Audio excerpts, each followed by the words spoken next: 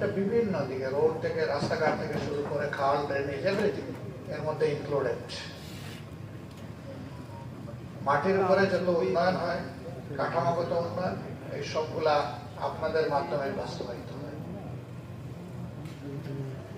আমাদের দেশে কারিগরি শিক্ষার 3টা লেভেল রয়েছে।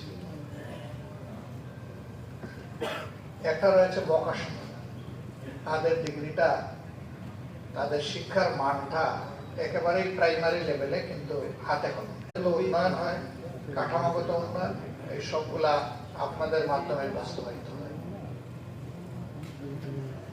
আমাদের দেশে কারিগরি শিক্ষার 3টা লেভেল রয়েছে।